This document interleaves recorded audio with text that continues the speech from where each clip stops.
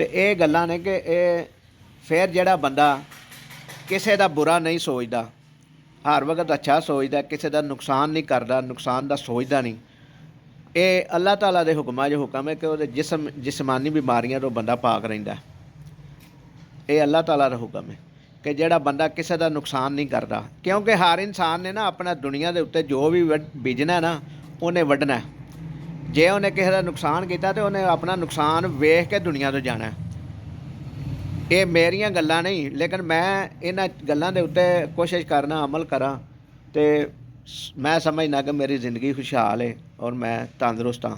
56 ਸਾਲ ਮੇਰੀ ਉਮਰ ਹੋ ਗਈ ਹੈ, ਲੇਕਿਨ ਉਸ ਦੇ ਬਾਵਜੂਦ ਮੈਂ ਆਪਣੇ ਨੈਣਾ ਭਰਾਵਾਂ ਦੇ ਨਾਲ ਚੱਲਦਾ ਫਿਰਨਾ ਵਾਂ ਔਰ ਸਾਰਾ ਜ਼ਮਾਨਾ ਇੱਜ਼ਤ ਕਰਦਾ। ਅਸੀਂ ਜ਼ਮਾਨੇ ਦੀ ਇੱਜ਼ਤ ਕਰਨੇ ਆ, ਅਸੀਂ ਲੋਕਾਂ ਦੀ ਇੱਜ਼ਤ ਕਰਨੇ ਆ, ਲੋਕੀ ਸਾਡੀ ਇੱਜ਼ਤ ਕਰਦੇ ਨੇ। ਅੱਜ ਤੱਕ ਆਪਣੀ 56 ਸਾਲ ਦੀ ਜ਼ਿੰਦਗੀ ਵਿੱਚ ਸਾਨੂੰ ਨਹੀਂ ਯਾਦ ਕਿ ਅਸਾਂ ਕਿਸੇ ਬੰਦੇ ਦਾ ਕਸਦਨ ਜਾਣ ਬੁੱਝ ਕੇ ਕਿਸੇ ਦਾ ਨੁਕਸਾਨ ਕੀਤਾ ਹੋਵੇ। ਸਾਨੂੰ ਨਹੀਂ ਯਾਦ ਹੈ। ਜਦੋਂ ਵੀ ਕੀਤਾ ਕਿਸੇ ਵਾਸਤੇ ਭਲਾ ਕੀਤਾ, ਕਿਸੇ ਵਾਸਤੇ ਚੰਗਾ ਕੀਤਾ, ਕਿਸੇ ਵਾਸਤੇ ਚੰਗਾ ਸੋਚਿਆ, ਤੇ ਤਾਂ ਜ਼ਿੰਦਗੀ ਕਾਮਯਾਬ ਹੈ ਸਾਡੀ। ਤੇ ਨਹੀਂ ਤਾਂ ਵਰਨਾ ਅਸਾਂ ਵੀ ਜ਼ਮਾਨੇ ਦੇ ਧੱਕੇ ਠੁੱਡੇ ਖਾਂਦਿਆਂ ਹੋਣਾ ਸੀ, ਲੋਕਾਂ ਸਾਨੂੰ ਵੀ ਜ਼ਲੀਲ ਕਰਦੇ ਹੋਣਾ ਸੀ, ਅਸਾਂ ਵੀ ਜ਼ਲਾਲਤ ਦੀ ਜ਼ਿੰਦਗੀ ਗੁਜ਼ਾਰਦੇ ਹੋਣਾ ਸੀ। ਅੱਜ ਸਾਡੀ ਔਲਾਦ ਅਗਰ ਤਾਬੇਦਾਰ ਹੈ ਔਰ ਪੜ੍ਹੀ ਲਿਖੀ ਹੈ, ਪੜ੍ਹ ਲਿਖ ਗਏ ਨੇ, ਕਾਮਯਾਬ ਨੇ, ਤਾਂ ਸਿਰਫ ਉਹਦੇ 'ਚ ਰੀਜ਼ਨ ਇਹ ਹੀ ਹੈ ਕਿ ਅਸੀਂ ਉਹਨਾਂ ਵਾਸਤੇ ਮਿਹਨਤ ਕੀਤੀ ਹੈ, ਇਮਾਨਦਾਰੀ ਦੇ ਨਾਲ ਰਿਜ਼ਕ ਆਪਣਾ ਕਮਾਇਆ, ਨੇਕ ਨੀਤੀ ਦੇ ਨਾਲ, ਔਰ ਕਾਰੋਬਾਰ ਦੇ ਵਿੱਚ ਵੀ ਕਦੀ ਝੂਠ ਨੂੰ ਅਹਿਮੀਅਤ ਨਹੀਂ ਸੀ ਦਿੱਤੀ। ਅਗਰ ਕਾਰੋਬਾਰ ਕੀਤਾ ਸਾਰੀ ਜ਼ਿੰਦਗੀ ਤੇ ਝੂਠ ਨਾਲ ਕਾਰੋਬਾਰ ਨਹੀਂ ਕੀਤਾ, ਸੱਚ ਬੋਲ ਕੇ ਕਾਰੋਬਾਰ ਕੀਤਾ।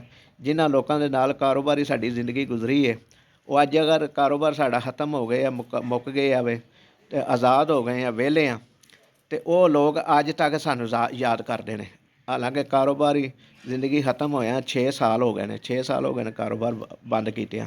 ਜਿਹੜਾ ਅਸੀਂ ਦਰੀ ਮੈਨੂਫੈਕਚਰਿੰਗ ਕਰਦੇ ਸੀ, ਮਸਜਿਦ ਦੀ ਸਫ਼ ਬਣਾਉਂਦੇ ਸੀ ਔਰ ਦਰੀਆਂ ਬਣਾਉਂਦੇ ਸੀ, ਉਹ ਕੰਮ ਨੂੰ ਖਤਮ ਹੋਇਆ 6 ਸਾਲ ਹੋ ਗਏ ਨੇ।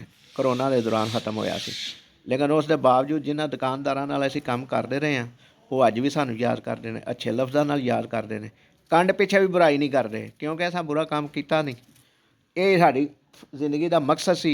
ਇਹ ਦੁਨੀਆ ਦੇ ਉੱਤੇ ਆ ਕੇ ਬੰਦੇ ਨੂੰ ਕਮਾਉਣਾ ਚਾਹੀਦਾ, ਔਰ ਇਹ ਹੀ ਬੰਦਾ ਕਮਾਉਂਦਾ ਰਹੇ ਤੇ ਆਖਰਤ ਵੀ ਸੰਵਰੀ ਰਹਿੰਦੀ ਹੈ। ਦੋਸਤੋ, ਵੀਡੀਓ ਚੰਗੀ ਲੱਗੇ ਤੇ ਲਾਈਕ ਕਰਿਆ ਜੇ, ਸ਼ੇਅਰ ਕਰਿਆ, ਚੈਨਲ ਨੂੰ ਸਬਸਕ੍ਰਾਈਬ ਕਰਿਆ ਜੇ। ਇਸ ਤਰ੍ਹਾਂ ਦੀਆਂ ਮਜ਼ੀਦ ਵੀਡੀਓ ਤੁਹਾਡੇ ਨਾਲ ਸ਼ੇਅਰ ਕਰਦੇ ਰਹਾਂਗੇ, ਅੱਛੀਆਂ ਗੱਲਾਂ ਤੁਹਾਡੇ ਨਾਲ ਸ਼ੇਅਰ ਕਰਦੇ ਰਹਾਂਗੇ।